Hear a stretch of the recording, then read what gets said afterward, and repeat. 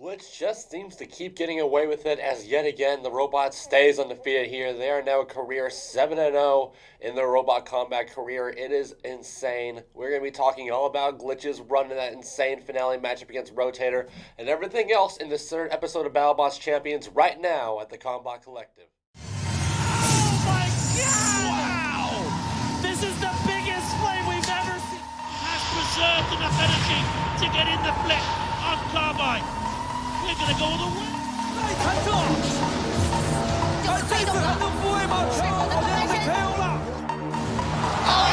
my God! That's gonna hurt. Grab the milk, Kenny. Welcome to the Combot Collective.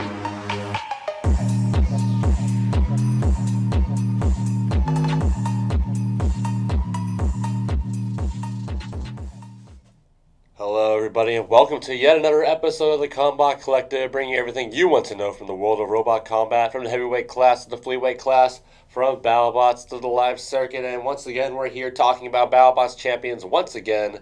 Actually I'm posting this today, I'm recording it. We're running a little behind this week, but all is good. Thank you for joining us once again. I am your host, as always, Sterling Brown. And yep, we're talking about just what we were discussing in our little intro bit. Glitch's insane run, bringing themselves to 7-0 this week. They just seem to keep getting away with it, even with the crazy drive issues, everything going on with the robot. They're staying alive, and they are still fighting through every single matchup, getting insane strikes and insane knockout victories. The numbers that I've seen for this RotatoR match that we're going to be talking about at the end of the episode are insane. So please stick around for that. But of course, outside of Glitch and RotatoR, we have 7 other amazing robots which appear in this episode. Hometown robots for me like Dragon Slayer, to some huge names in the competition like Uppercut. A lot of vertical spinners were in this episode, and it wasn't as unique of a field, I think, as the last 2 episodes, but it was still a pretty solid field. We saw Retrograde have a surprising run to the semifinals of the bracket, and I think they should have won that semifinals matchup, but we'll get to that in due time. Let's not waste too much time here and talk about that opening matchup of Dragon Slayer and Uppercut. Like we said in the preview video, this is a battle of 2 vertical spinners that seem to be on the opposite end of the spectrum. Let's see how this went down. So, of course, starting with the first match of the episode, Uppercut versus Dragon Slayer here. Team Wildside Robotics' last stand here at BattleBots 2021. With their future a bit uncertain for 2022 and beyond, we know that they are going to be at Robo Games potentially. Entering fight with the pressure and the damage already put on Dragon Slayer from the 2021 season, Team Wildside would use their lightest weapon, which I believe is the one named Say Goodnight, the 31-pound dual-tooth blade for this matchup. Team Wildside would of course discuss before the fight that they would be spending most of their time focusing on the gyro issues that Uppercut would have. Knowing that they did have a new secret weapon intact, they would know that the gyro may be a little bit off kilter, and it certainly was for this fight. But unfortunately, they were not able to capitalize that. But talking about Uppercut of course made a big change for this match. They ditched the plow and brought out a weapon they've been trying to use since 2019, according to Pete Abramson. This weapon, of course, was apparently called the Who. It was a brand new, kind of like a cutting disc style weapon. It looks like it had more bite than pop, and we certainly saw that with the damage it managed to do to the back and front of Dragon Slayer here. Absolutely destructive matchup for them, but a bit of an awkward one as it ended up being. Dragon Slayer would get one significant strike during this matchup, as it would be that one solid impact which took out one of the stabilizers on Uppercut, which may have ended up playing a bit more of a factor than any of us would have realized at first, as after that Uppercut did seem a bit wonky. Of course, they dominated the fight, managing 8 total significant strikes on the much newer, much more unproven Dragon Slayer.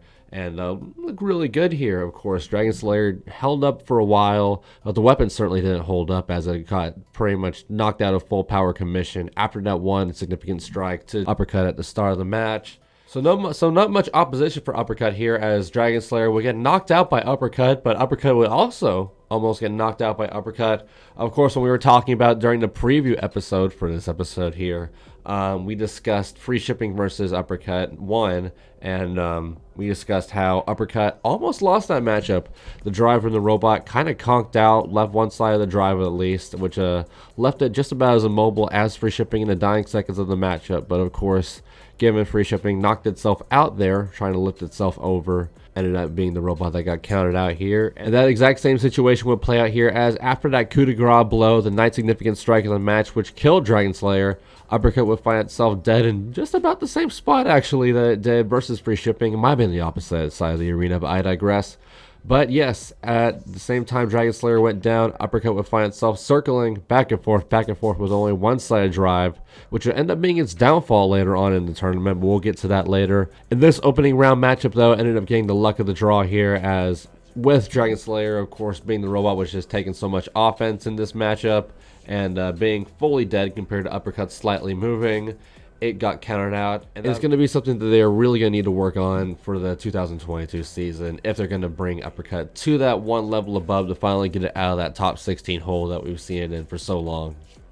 So now with Uppercut qualified, we were left with team captains Gary Jin and Mark DeVitz. Icewave versus Freeshipping here, both of them now knowing who their potential opponent could be, and both of them had to have been pretty nervous given the results of this matchup. We discussed it a little bit in the preview episode. That internal combustion engine tank on Icewave, of course, is a huge target for Uppercut, and Freeshipping, of course, round 2 of the regular season faced Uppercut and faced a very explosive demise. In this matchup, we of course would not see much change for Freeshipping and Icewave.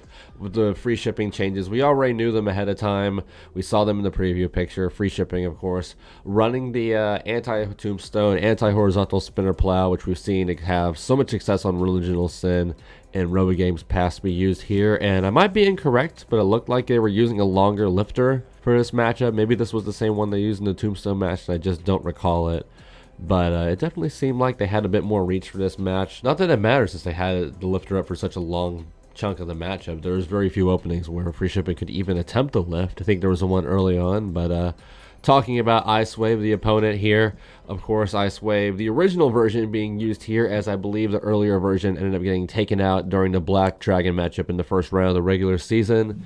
The only modular change Icewave could really do here was seen with the triple wedgelet setup being used in this matchup with the ICE on the front. Definitely seemed like the optimal route for such an aggressive robot like Freeshipping to avoid the fixed wedges and just stick to the wedgelets here. Talking about strategies, though, before the fight, both these fighters kept it fairly straightforward what they wanted to do here in this matchup, given their robots' designs. Mark DeVitz, of course, said it was all about keeping away from Freeshipping, staying away so they could get that spinner spun up to full speed.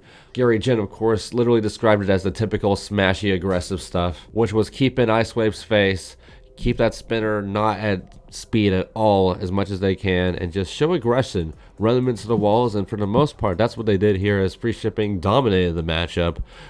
Pretty much had full control of the fight for 3 minutes. There was one instance that Icewave had some control, but we'll get to that in a moment. In the opening moments of the fight, though, Icewave could land 3 solid significant strikes to Freeshipping. That was the only opening they had, was getting to the side of the front plow of Freeshipping, because they could not get to those wheels at all. Overall, Icewave would have 9 significant strikes during this matchup, but every single one of those strikes would be a direct hit to at least some angle of that anti-horizontal spinner plow for Freeshipping here, which played out perfectly in this matchup. Though I will say, given Battlebots judging criteria, this fight really does give me shades of Beta versus RotatoR here. Because even though RotatoR was getting driven around by Beta and slammed around that entire matchup, they did manage some solid strikes. They took off the hammerhead. They landed some good impacts, and overall, they ended up losing the judge's decision to Beta, which really confused a lot of fans who were very accustomed to damage being the end-all be-all in BattleBots. So we would see that again here, and I guess it isn't a bad thing because from a practical standpoint, Freeshipping did win this matchup, but I do have to go with the BattleBots judging criteria here, which is what Jason Bardis, the only person who picked Icewave in this split decision, would go with here. Icewave would end up on the upper deck, though. That was about the highest point of the matchup here with Freeshipping, throwing it on the upper deck, which got a huge control points. And Icewave would get off with 45 seconds to go. And here, Icewave would get a little bit of those control points. I think so, at least. And that's why I personally think Icewave should have won this matchup as well, as it gave one good push to Freeshipping, shoved it about halfway across the arena before losing it, and losing control for the rest of the fight and the remaining moments of the match. Freeshipping would slam it 3 more times in that closing 30 seconds. But talking about that judge's decision here, I obviously got to give a lot of damage points to Icewave. If it's a 5-point ratio, I would say probably at least 3-2 Icewave, maybe even 4-1. But we'll say 3-2 Icewave here. And Icewave was certainly being aggressive. They landed plenty of impacts. They weren't shying away from Freeshipping. So I would have to say, yeah, give Freeshipping 2-1 on aggression, and probably even 2-1 on control. I think it's definitely a close call, and it was a good matchup for these two old school robots here. For me, I would say Icewave. I won this matchup in my opinion. I really wanted to see the fresh matchup of Uppercut versus Icewave to see what would happen. But instead, Gary Jen would finally get a win on his 2021 campaign. He was 0-3 in the regular season, the 2021 World Championship, but got a W here. So now he's batting 250 for the year, entering the rematch that Chris Rose said it best himself. He's probably still having nightmares about against Uppercut here. We'll see how that goes on. But now let's get to the second half of the bracket where we would get our second of two highlighted fights that were announced beforehand for the Battlebots Bounty Hunters. Battlebots Champions season. I'm still doing it. We're halfway into the season. I'm still calling it Bounty Hunters. I can't help myself. And like I was saying, this rougher side of the bracket started off with a highlighted fight, and a fight that when I finally had a chance to watch it on YouTube in full, I was honestly a little surprised that it was highlighted. It was a decent back and forth matchup, but we'll talk about that in a minute. Of course, we're talking about Mammoth versus Retrograde, one of the big upsets in this episode here.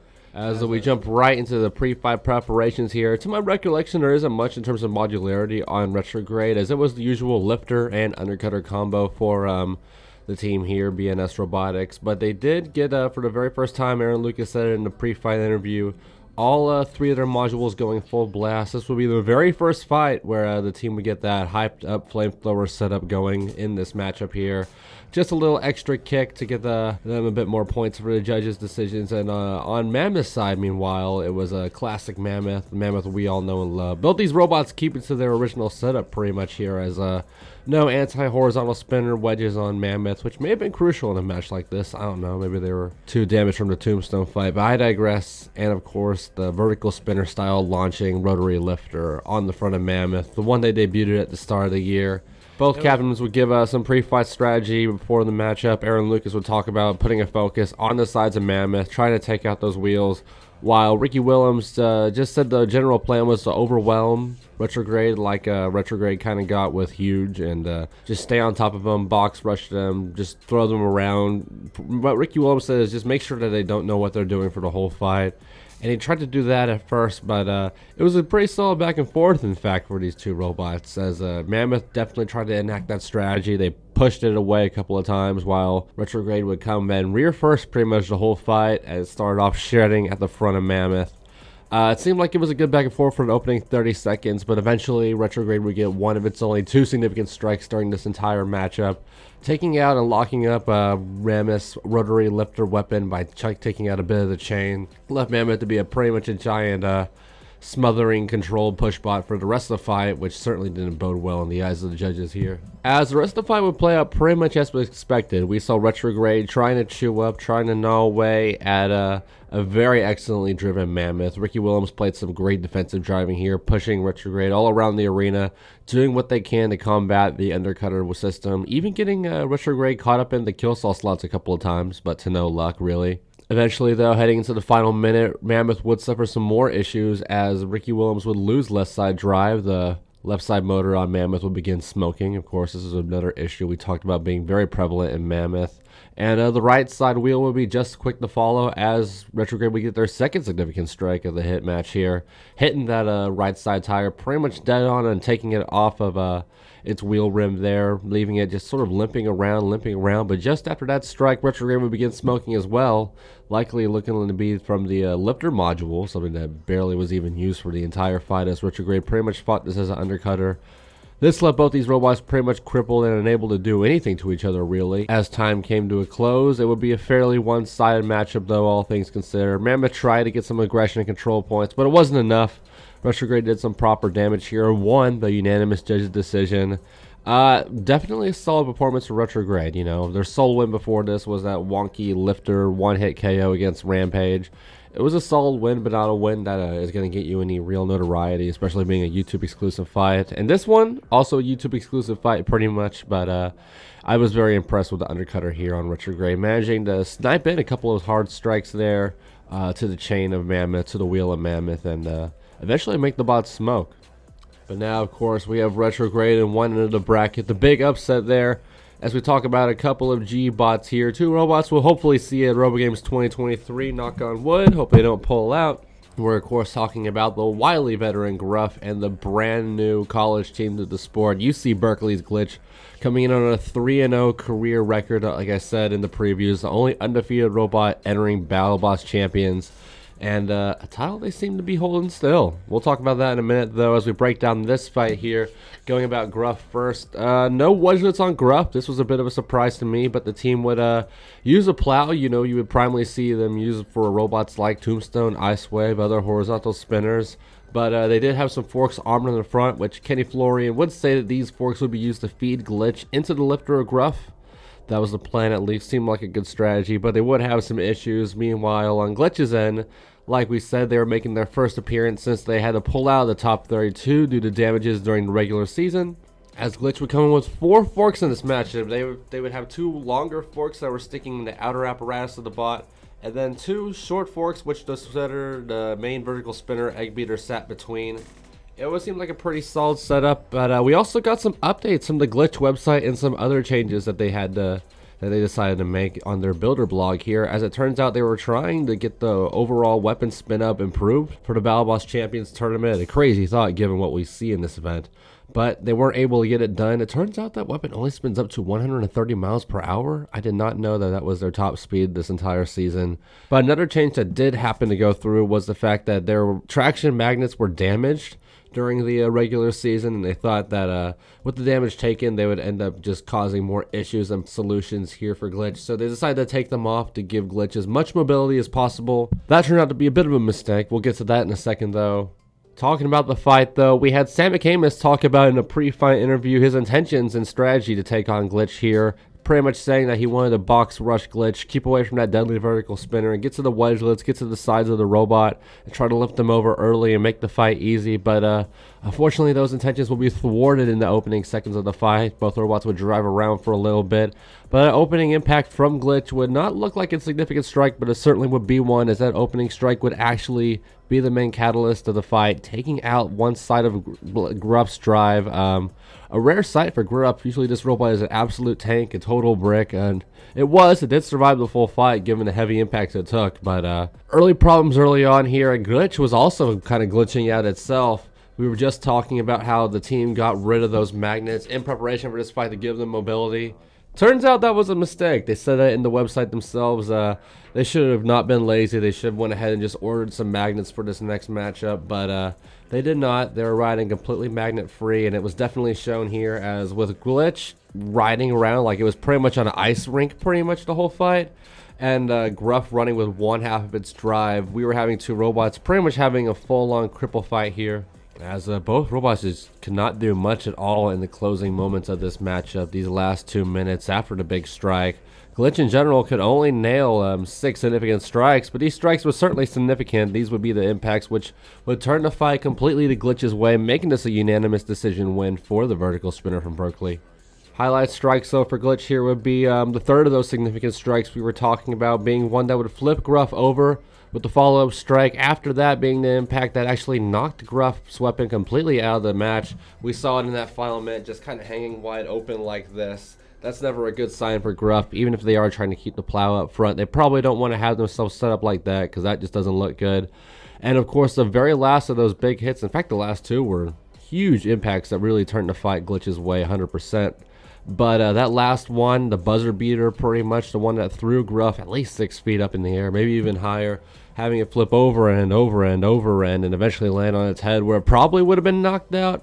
The fight would go to judge's decision, like I said, and we would see Glitch taking the W here, keeping that winning streak going. They are now 4-0, entering that semifinals matchup where they would take on kind of an underdog in this case. You know, we've seen Glitch, a 4-0 robot, taking on a 2-2 Retrograde. Seemed like Glitch would be the favorite to go 5-0 here, but we'll get to that matchup in a second. Let's talk about Uppercut versus Freeshipping 2. And yes, as we jump into the semifinals, we got a quickie and a longie here, but starting with the quickie, of course, and talking about Uppercut versus Freeshipping 2. A lot of build-up for this matchup by Chris Rose and Kenny Florian, as both robots would make some changes entering this fight. Of course, with the most notable being Freeshipping bringing a very familiar wedge to this matchup if you are a RoboGames fan, as they entered this fight with the original Sin wedge, the iconic wedge the robot has been primarily using for, over the past decade, even more than the past decade, maybe even the past 15 years now. And, you know, given the failed results of their last matchup, Kenny Florian put it here as well, this sturdy and smooth cornered wedge seemed like a good counter for what Uppercut may be bringing along in this matchup. You know, it has more reach as well, sticks out a bit more than some of Freeshipping's other weapon options, so seems like it may have been a good play here. Meanwhile, Uppercut's end, the big story of this robot would be the change blade being used in that last round. And while it was heavy and while it did cave in Dragon Slayer quite a good bit, especially up front and in the back there, it definitely didn't have the same kind of pop that Alex Tori and Team Uppercut were wanting coming into this matchup. So the teams would switch back to the signature asymmetrical vertical spinner. We've seen them beat robots like Gigabyte and Huge earlier this year and in the past. Definitely seemed like a good move with this step up in competition, and I believe this was the same weapon that they used to knock out Freeshipping last time. So, you know, if it ain't broke, don't fix it. And of course, another change here for Uppercut. First time in quite a while, we've seen the mini bot Helping Hand enter the arena alongside Uppercut here as they flank the big time vertical spinner for this matchup. But as we see here in a second, would not lend too much of a hand in this one. Yes, sadly, compared to that last matchup, things were quick and ended even quicker for Freeshipping as the strategy was all there for Gary Jin. I mean, it came in wedge first and Uppercut for that first strike, but I don't think he anticipated what would happen as Uppercut just straight up left a gash straight down the middle of that wedge on Freeshipping. I thought this was a great trick of Gary Jin's sleeve here to bring out the old original Sin wedge, but apparently not.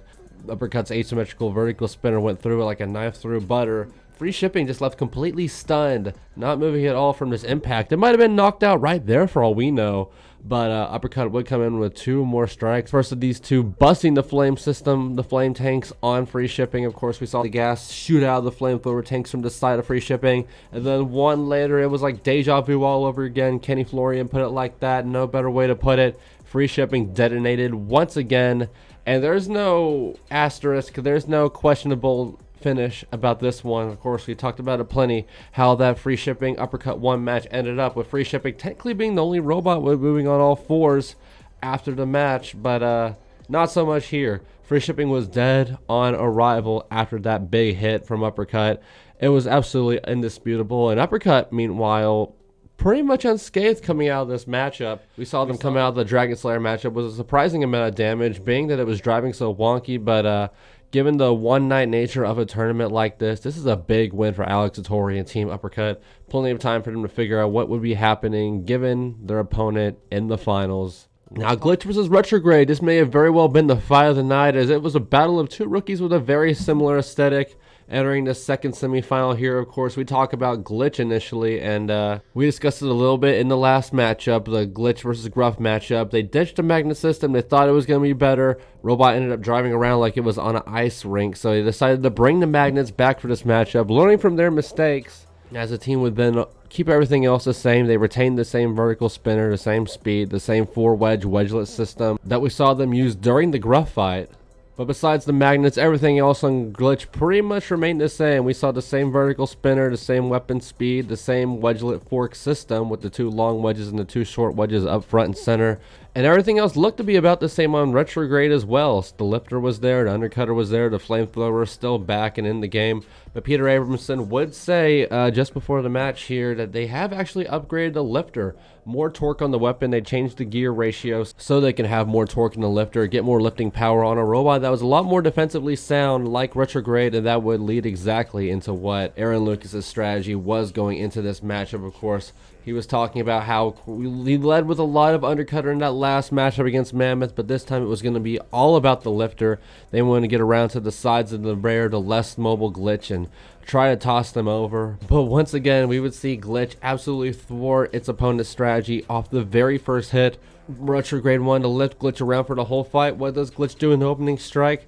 It bends Retrograde's lifter completely out of proportion. And the second strike pretty much took it from this to that, bent it to like a 45-degree angle. That lifter was absolute foobar for the remainder of this match. Hopefully they can make it sturdy in a future season, and we know what the upcoming Retrograde would look like. So that would be fascinating to see, but I digress. Retrograde would adapt from this situation pretty quickly. Of course, everyone's got a plan until they get punched in the face. Well, Retrograde got punched in the face and quickly switched to plan B. Luckily, they do have two weapons, as it was all undercutter from this point onward. And Retrograde would look like it was in control, as in the next minute and a half of the matchup, the Undercutter would manage 7 significant strikes, taking off an armor panel and bending those forks, wedgelets, whatever you want to call them, on the front of Glitch, just about beyond repair. It was looking pretty rough for Glitch, as around the minute mark of the matchup, it would get slammed into the arena wall by Retrograde here, and according to the Glitch website, that would actually be quite the turning point into the matchup, as the damage taken there would actually free up Glitch's drive significantly, leaving Glitch to quickly respond with 3 hard strikes to Retrograde of its own. 2 of these 3 hard strikes actually taking off wheels of Retrograde. First it was the left one, then the right one shortly after, but you know, we brought it up during the preview episodes all the way back during the start of the Combot Collective.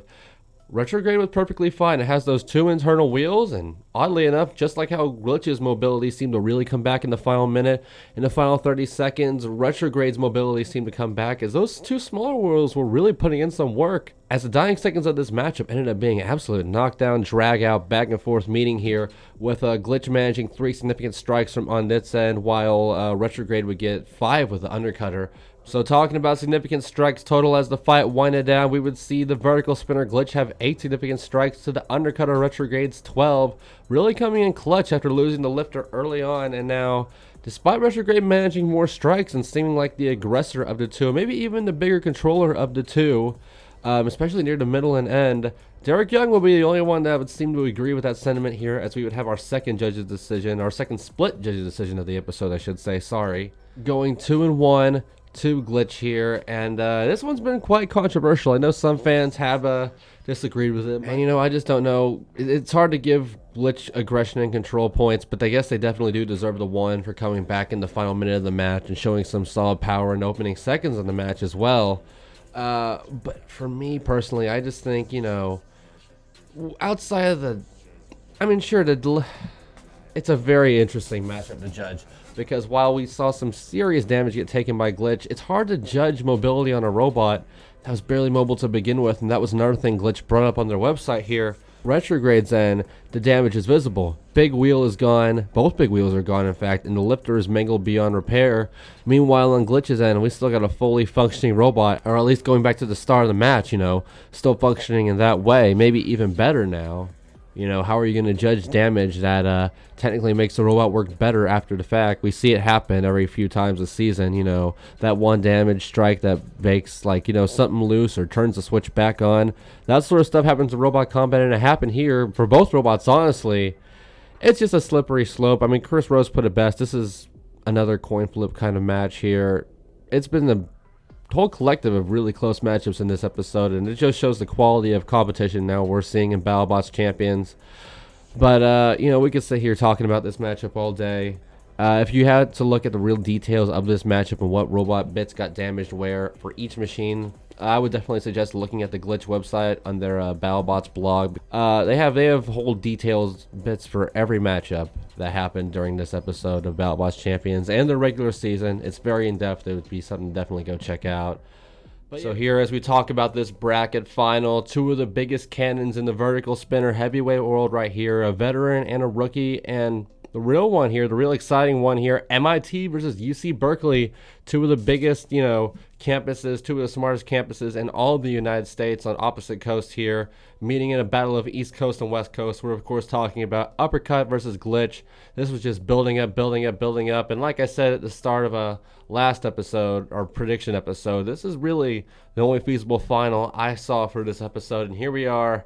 It's right here, and entering this fight, there was actually a new battle box hazard for Glitch, as during this set of tapings around this time of day, that Deep 6 versus Ribbot Lockjaw final actually happened around the same day, just a couple hours before this matchup.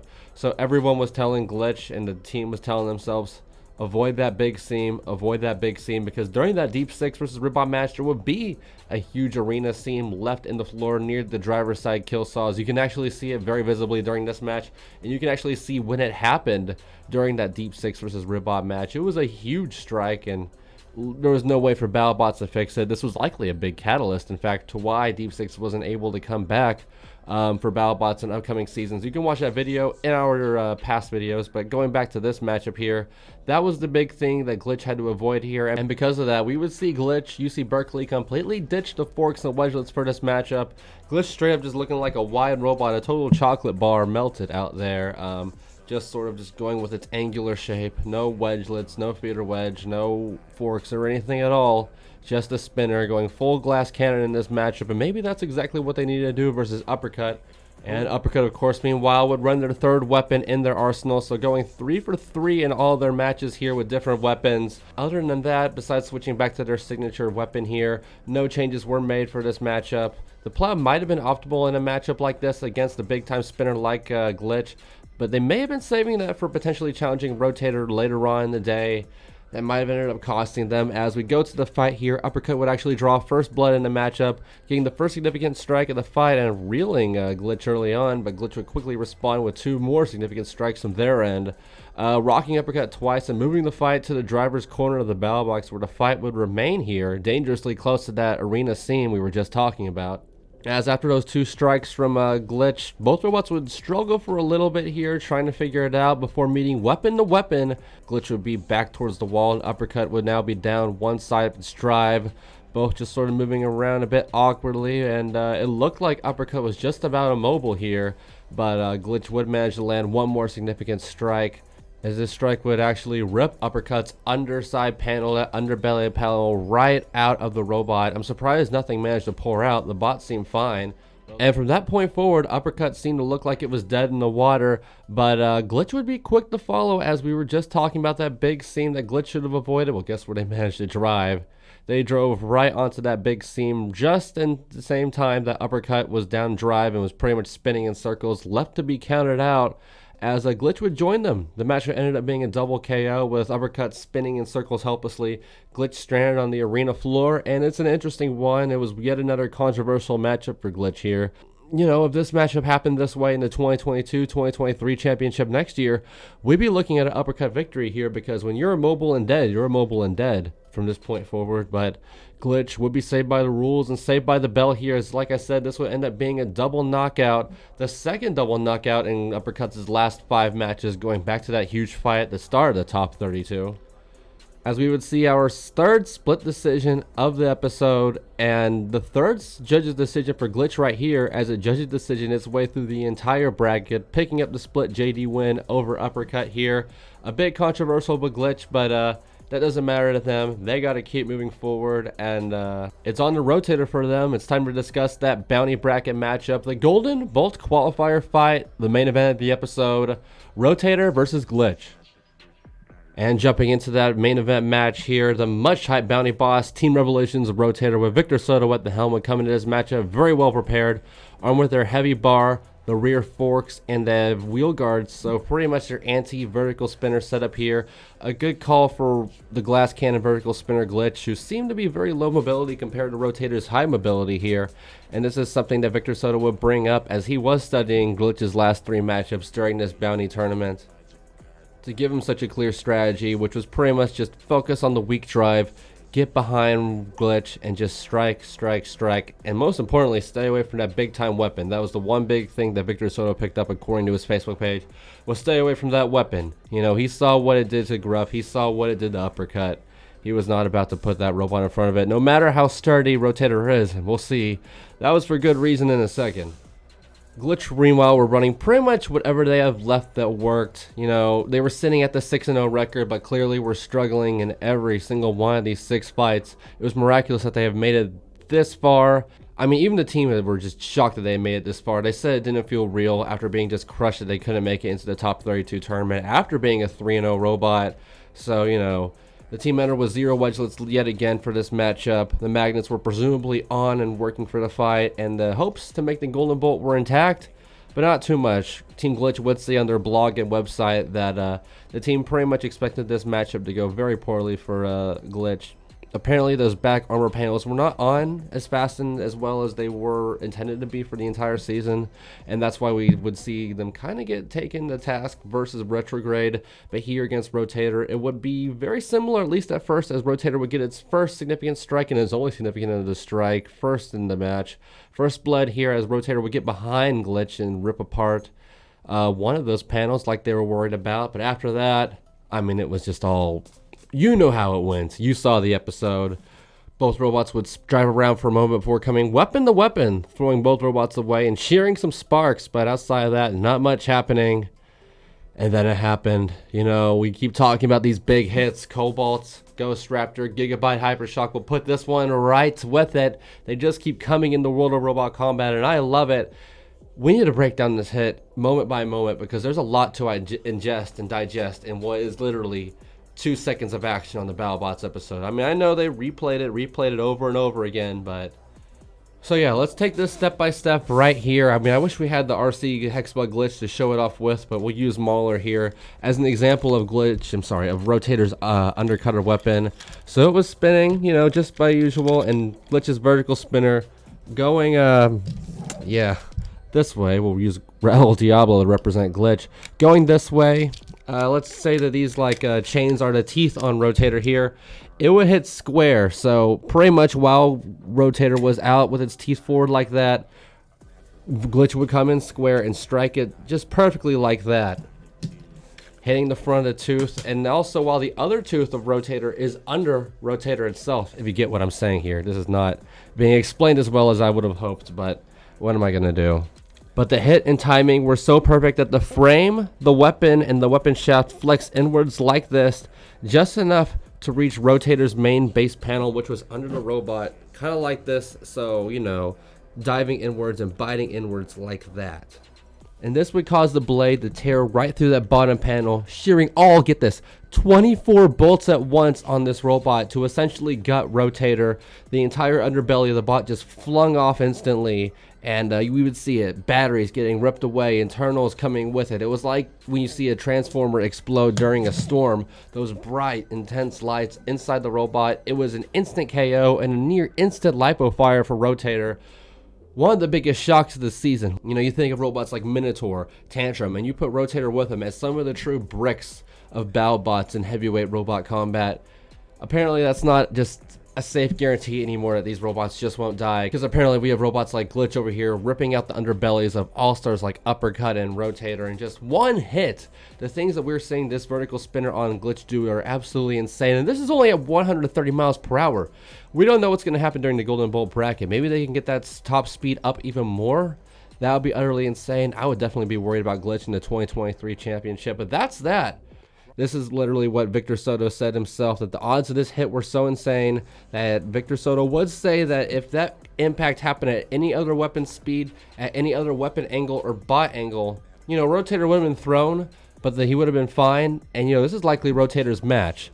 This is like lightning striking twice right here. Absolutely insane what Glitch manages to do, as they are now 7-0. I mean, they just keep getting away with it. The ways they managed to win, from Ghost Raptor's goofy win that almost seemed like Ghost Raptor was carrying Glitch to its own victory, to the huge upset against the crippled Hydra, the huge upset here against RotatoR. It's just managing to pull its victory off in crazy ways. It's been absolutely wonderful to see, and just shocking, quite frankly. You know, we haven't seen a rookie take off like this since Monsoon during the 2018 championship when they reached the top 8. That was insane to see, but this might be even more nutty. Glitch is now 7-0 and will be undefeated entering that Golden Bolt bracket, which is just getting more and more stacked. We now have the 2016 champion, the 2021 champion, the 2020 champion, who was also the first seed in the playoffs this year, the second seed in the playoffs this year, and now the only undefeated robot and the highest undefeated record in the heavyweight division right now. UC Berkely has proven that they very much deserve it. If the bot hasn't proven it, what they managed to do in the pits, keeping this machine alive and effective, proves that they deserve it. But I am your host, as always, Sterling Brown. That's going to do it for us at the Combot Collective. Please follow us on Facebook and Instagram in the description below, and join our Discord channel. That's where all of our YouTube videos come out first. And for our YouTube, please give us a like, a subscription, ring the bell icon, leave a comment. We want all of your support, all of your criticism. We want to be the best we can here at the Combot Collective. But that's going to wrap it up for us. Another episode in the books here. Thank you for watching this episode of the Combot Collective. This was the Combot Collective. Find us on Instagram and Discord.